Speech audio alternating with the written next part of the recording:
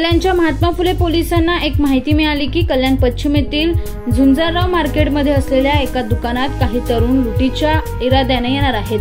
त्यांच्याकडे धारदार शस्त्रे आहेत। याची माहिती मिळताच पोलीस स्टेशनचे वरिष्ठ पोलीस निरीक्षक शैलेश साळवी यांनी पथक नेमले। शुक्रवारी पहाटे पोलिसांनी स्टेशन परिसरात सापळा रचून 4 तरुणांना ताब्यात घेतले। त्यांच्या सोबत असलेला एक तरुण संधीचा फायदा घेत पसार झाला। त्यांच्याकडून चाकू, हातोडा अशी हत्यारे मिळून आली आहेत। गोकुळ सोनवणे, उमेश सिंह, बुखन यादव, मुशेद खान अशी या चौघांची नावे आहेत। या चौघांपैकी गोकुळ आणि उमेशच्या विरोधात याआधी देखील चोरी आणि लुटीचे गुन्हे दाखल आहेत। हे 5 जण रात्रीच्या सुमारास रेल्वे स्थानकात येणार असल्याची माहिती मिळाली।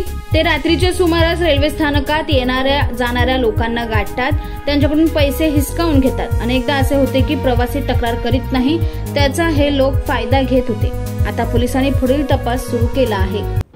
आज सकाळी पहाटे आमचे जे डीबी पथकाचे जे अधिकारी आहेत त्यांना इन्फॉर्मेशन मिळाली होती की झुंजारराव मार्केट इथे काही लोक दरोडा टाकण्याच्या तयारीमध्ये एकत्र जमलेले आहेत आणि त्यांच्याकडे काही डेडली वेपन्स आहेत। तर त्या बातमीच्या अनुषंगाने डीबी पथकाचे PSI वाघ आणि त्यांच्या पथकाने झुंजारराव मार्केट इथून 4 इसमांना अटक केलेला आहे। 5वा इसम पळून जाण्यात यशस्वी झालेला आहे, त्याचा आम्ही शोध घेत आहोत।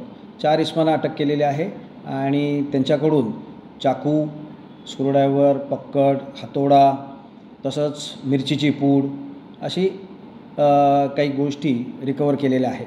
हे कल्याण परिसरात राहणारेच फिरस्ते आहेत आणि जे लोक ST स्टँडवरून किंवा रेल्वे स्टेशनवरून आपापल्या घरी जाण्यासाठी रस्त्याने चालत जात असतात, त्यांना रस्त्यात एकटं गाठून त्यांना लुटण्याचा यांचा इरादा असतो आणि अशा प्रकारे इन्फॉर्मेशन होती, त्याप्रमाणे त्यांच्यावर कारवाई केलेली आहे। सध्या ते आरोपी पोलीस कस्टडीत आहेत। मान्य न्यायालयासमोर त्यांना हजर करणार आहोत। अभिलाष डावरे, PV न्यूज, कल्याण।